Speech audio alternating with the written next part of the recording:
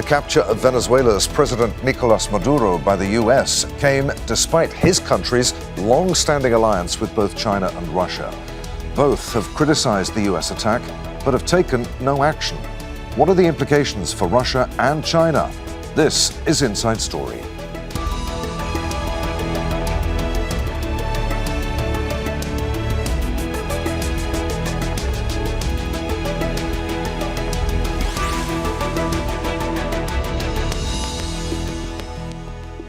Hello, welcome to the programme. I'm Adrian Finighan.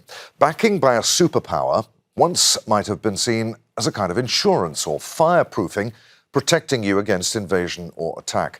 But Venezuela's alliance with China and Russia didn't stop the US swooping and capturing President Nicolas Maduro last Saturday. Beijing and Moscow have both condemned the US action against a sovereign nation, with Moscow facing accusations of double standards given its invasion of Ukraine.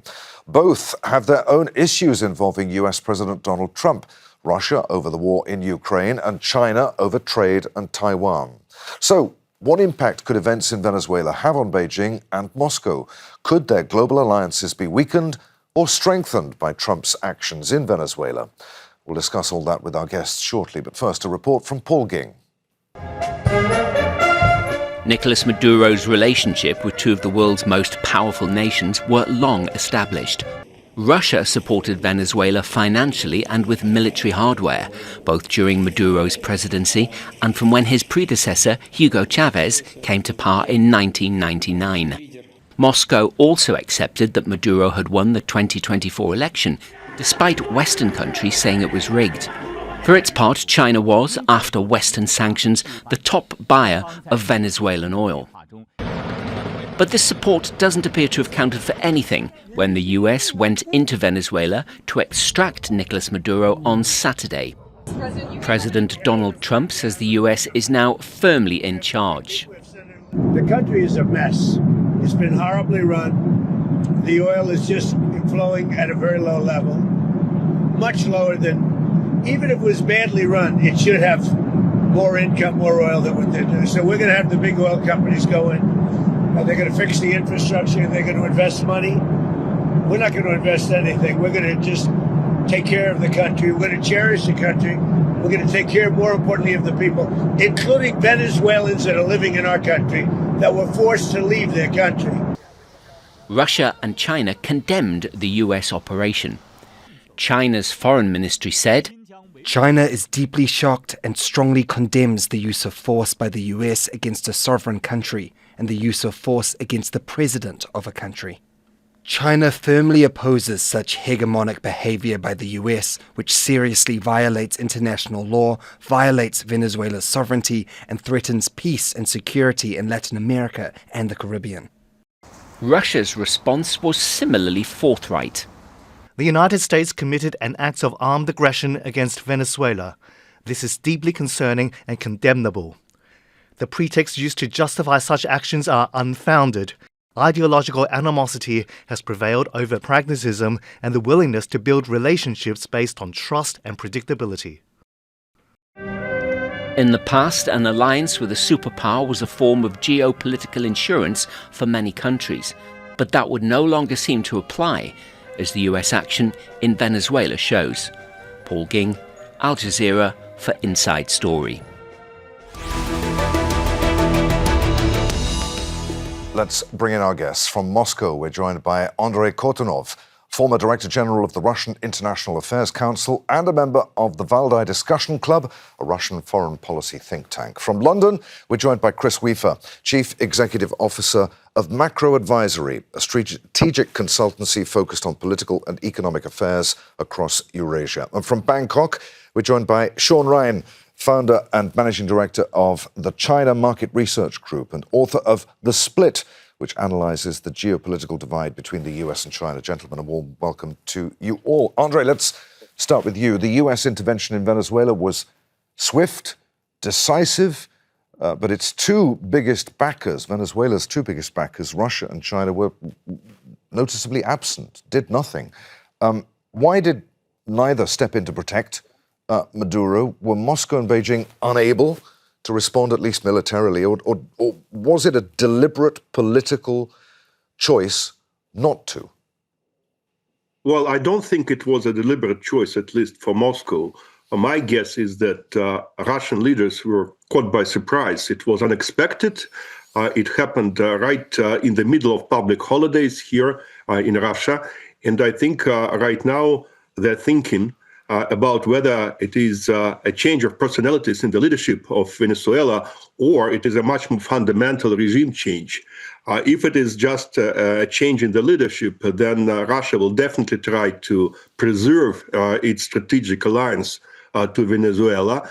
If it is a regime change, then no one really knows what implications it might have for the country and for its international ties.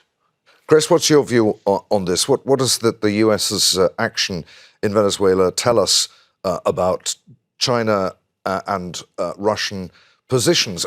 Were they unable to counter US power, unwilling to do so because of strategic priorities, perhaps outweighing the importance to them of Maduro himself? Yeah, I think actually both those answers are correct. Certainly, neither China nor Russia are in any position to do anything militarily to support Maduro or Venezuela. They do not have military assets in that region. It is the US's backyard. So neither is going to get involved in any way militarily. And also, though, I think it's important to consider what's happened against the backdrop of the US having kind of revised its national security strategy. It issued this document in December, early December, a few weeks ago. And in this document, it very clearly set out the idea of kind of spheres of influence. In other words, that the US has a very strong interest in its region, both economically, trade, security-wise, tackling narcotics, all that sort of area, spelled it out. And the interpretation that we've heard in Moscow and from other parts of the world is that, you know, by default, the US is also then recognizing that other big, strong countries have their own spheres of influence. So I think, and it's no coincidence, for example, it's certainly no coincidence to me that in the weeks following the release of this document, China has ramped up its military exercises around Taiwan. Saudi Arabia has definitely escalated its actions, its threats against Yemen, Israel supporting Somaliland. Yeah, I think that we are seeing a reshaping of kind of global power, an acceptance of regional influence. And I think this will also have an implication of what happens next in the Russia-Ukraine war. I want to come back to this spheres of influence that you talked about, Chris, in a few minutes. But first, let's bring in Shaun. Shaun, how would you characterize China's relationship with Venezuela? China often emphasizes non-interference in other states' affairs. Has what the US has done in Venezuela reinforced that principle, perhaps, or exposed a weakness when allies come under pressure, especially when they're so far away from home? Great question, Adrian. So when you look at it, over the last 10 years, the West, so Western Europe and America, has turned China into a boogeyman as a military might that's ready to take over and control the entire world. You see, NATO Secretary General Mark Rutte has said that China is going to obviously force Russia to attack NATO nations. So here's the question. If China was so powerful militarily, why didn't it support Venezuela? Here's the reality, Adrian.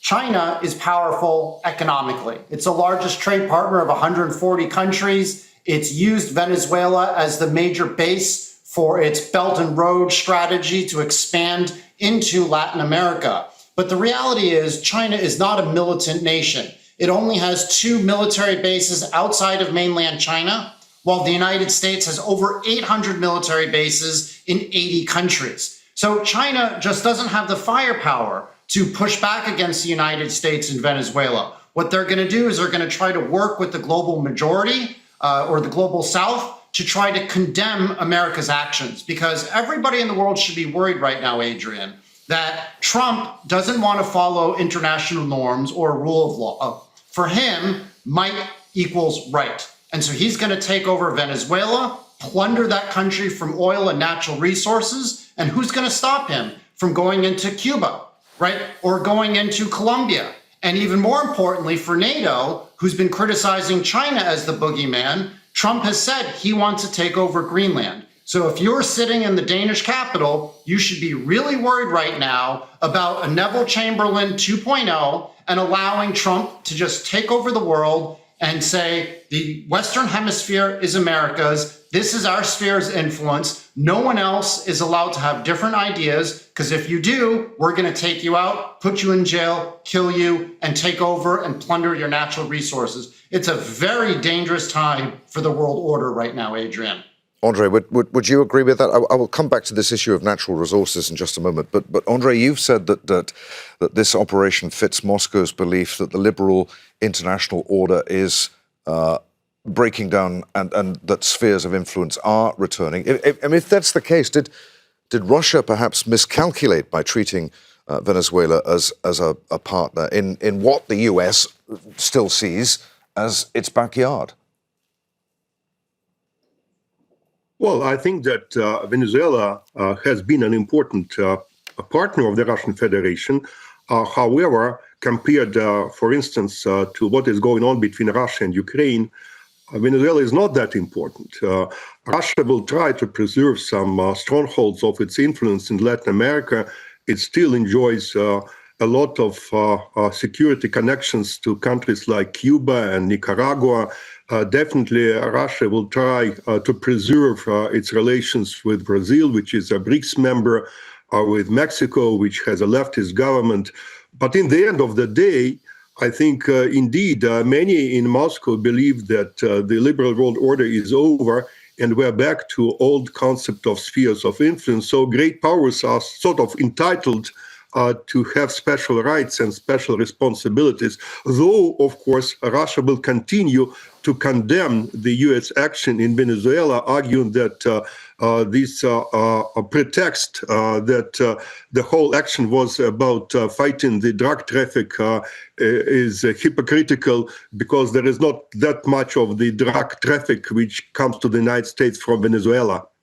Chris, let's talk more about what Andrey was alluding to there, and Shaun mentioned natural resources, this war for oil argument that this was all about Venezuela's oil reserves. Is seizing Venezuelan energy resources actually a firm or weak explanation for US action? And if it is the weaker explanation, why does that persist?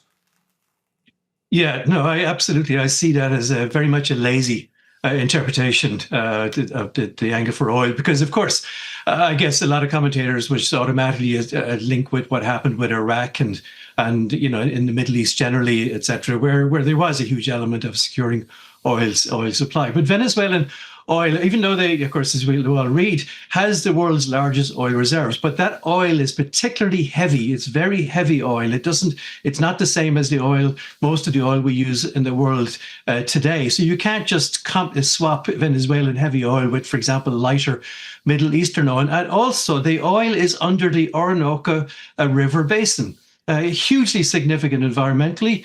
And in the past, oil companies and banks and financial institutions that have provided money for oil development in the Orinoco have come under very severe criticism and protests and attacks from all sorts of environmental groups. So I don't think that there'll be too many executives in Houston or on Wall Street today rubbing their hands thinking that there's some sort of a Klondike is open. They will be extremely wary of any commitment to developing the oil resources in Venezuela, as I say, because A, the quality of the oil, the difference in oil, and B, the environmental issues. So I think, it's obviously some companies that have had oil assets nationalized under Chavez before, like such as Chevron, for example, they may now think that they've got a very good chance of getting those assets back or getting compensation for those assets. And we've seen share prices of those companies directly involved rising this morning. But in terms of natural resources, no, my opinion is that's absolutely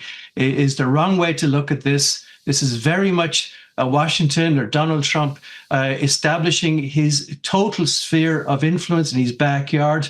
And I don't think that the natural resource element is that significant. I certainly would not expect to see any increase in oil flow from Venezuela for a very, very long time, if at all, for the reasons that I mentioned.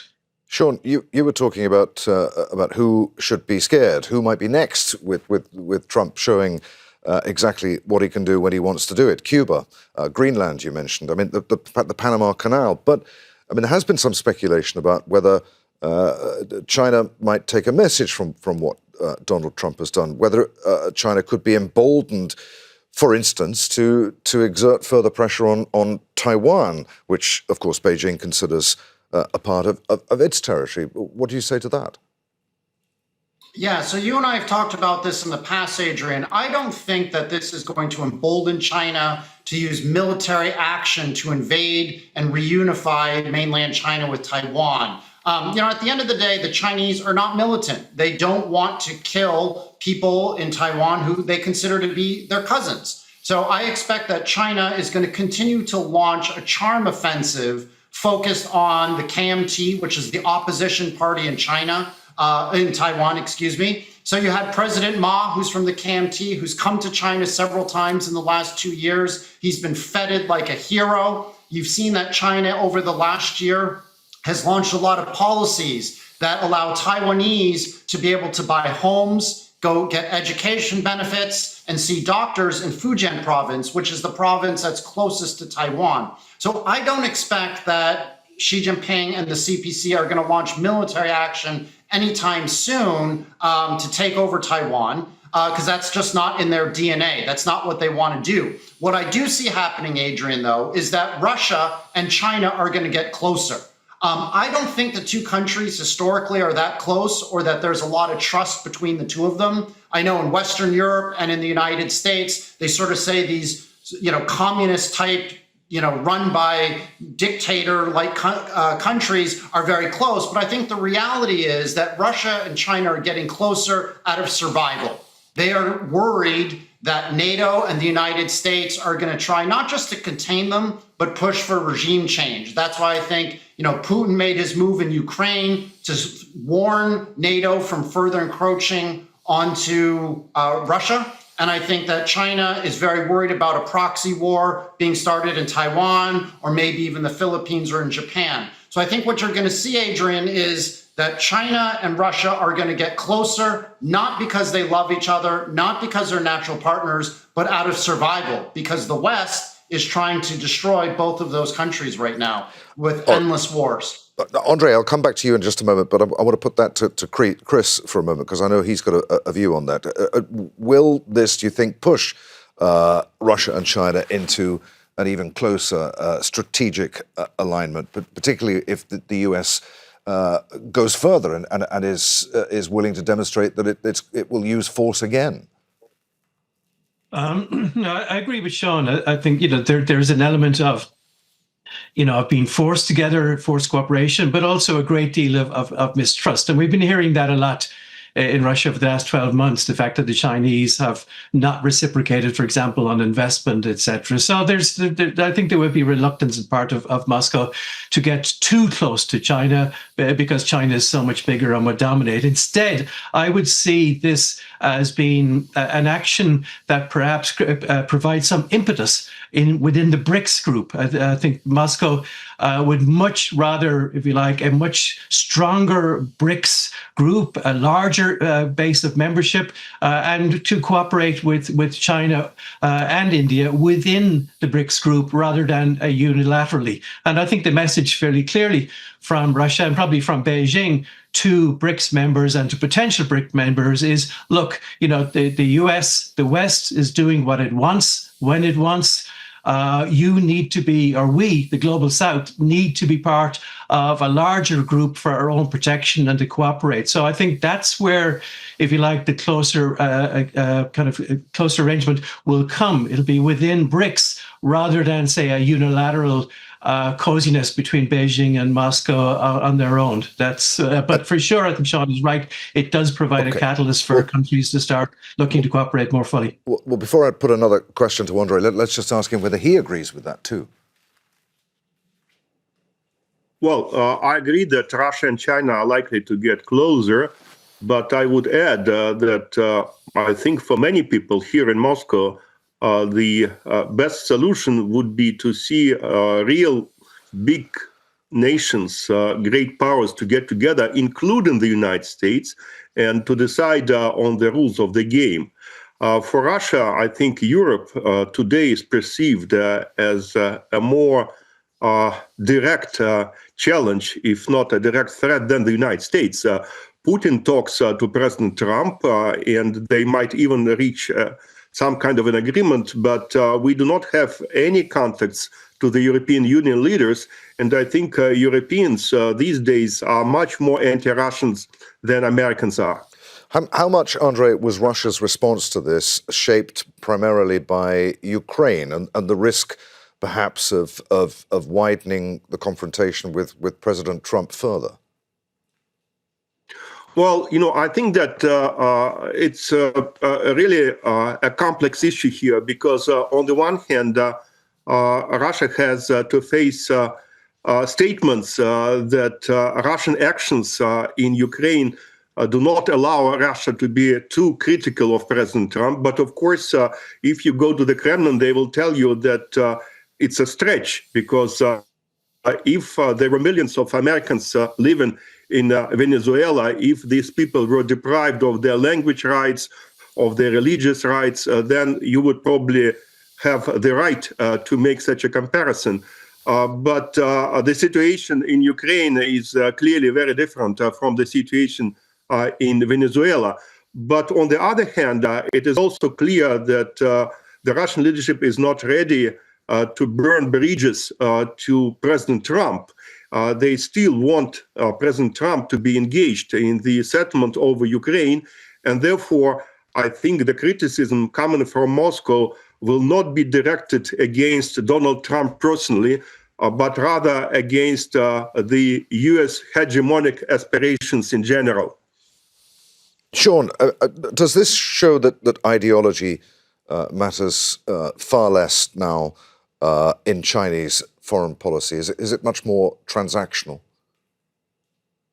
Yeah, so I think for Chinese, they actually prefer Donald Trump to Joe Biden as president, because under Joe Biden, it was clear that no matter what the Chinese did, Joe Biden, because of an ideological view of the world, liberal democracies versus communist dictatorships, the good guys versus the bad boys, cowboys versus Indians, it was clear that Joe Biden would try to contain and destroy China no matter what. But when it comes to Donald Trump, it's more transactional. The Chinese feel that they can do a deal with Donald Trump because he wants to be able to spin a deal to MAGA and say he's beaten the Chinese, he's gotten tens of billions of dollars of concessions from the Chinese to buy soybeans from, American farmers. He wants to be able to tout that as a win. And also, I think, frankly, there's a feeling in China that Trump is not looking after the needs of the Americans, but that he's looking to try to enrich himself and his cronies in sort of an oligarch type system. So the Chinese feel that they might be able to buy support from Trump by going after his big political donors and maybe giving them benefits like access to TikTok or access to soybeans. So I think the Chinese are wary of Trump because they're not sure what he might do, but they definitely prefer him over Joe Biden because it's no longer an ideological struggle. It's a struggle over transaction and making perhaps a narcissist feel good about himself by being able to beat the Chinese. Chris, I want to come back to two things that you were saying earlier on. This speculation of the implicit understanding between Donald Trump, Vladimir Putin, and Xi Jinping that they can each be dominant in their own backyard and that the others will turn a blind eye. Is there any credible evidence for that? And you also talked about the US national security strategy, explicitly stating that the US wants to reassert control of the Western Hemisphere. I mean, should Russia and China have anticipated that Venezuela would be a red line for the US? Well, I mean, who's to say they haven't? Because, of course, Russia and China have had good diplomatic relations with Venezuela, but they haven't, built up any military presence. They haven't put any military assets into the country. They haven't done anything, that could in any way could be deemed as a confrontation with the US. All they've done is issue diplomatic condemnations, as you would expect. So therefore, I would not take the view that they did not anticipate this. I think that if you read the National Security Strategy document, issued, as I say, about 6 weeks ago, it made very clear that Washington viewed this region as its backyard, and it wanted to control it and was going to control it. So my sense is that Moscow and Beijing and other places like Riyadh and Mumbai and some other capital cities, they will look at that and they will interpret that as meaning that if they do something in their backyard, which is in their strategic interest and which they can state it to be so, then the US reaction will be muted, because that's exactly what Donald Trump is doing and intends to do in his backyard. So I think, as we mentioned earlier, one of our colleagues mentioned, the rules of the game are absolutely changed. All right, and one final question to Andrey. From Moscow's perspective, how damaging is what happened in Venezuela to Russia's credibility as a security partner? Well, it's not the first time when we see changes in countries that are close to Russia. Arguably, the most radical shift took place in Syria about a year ago, when the regime of Bashar Assad was completely destroyed just within a couple of days. But however, as the Syrian example demonstrates, the Russian influence might be fragile, but at the same time quite resilient. Even now, we have 2 military bases in Syria. And I think that if there is no complete regime change in Venezuela, Russia will be present there, but it will definitely try to consolidate its relations with other partners in the region. Many thanks indeed for being with us, Andrey Kortunov, Chris Weafer and Shaun Rein. Thanks for watching. You can see the programme again at any time by going to the website. That's at aljazeera.com. For further discussion, you can join us at our Facebook page at facebook.com/AJ Inside Story. And of course, you can always join the conversation on X. Our handle there at AJ Inside Story. From me, Adrian, Finighan, and the team here in Doha. Bye for now.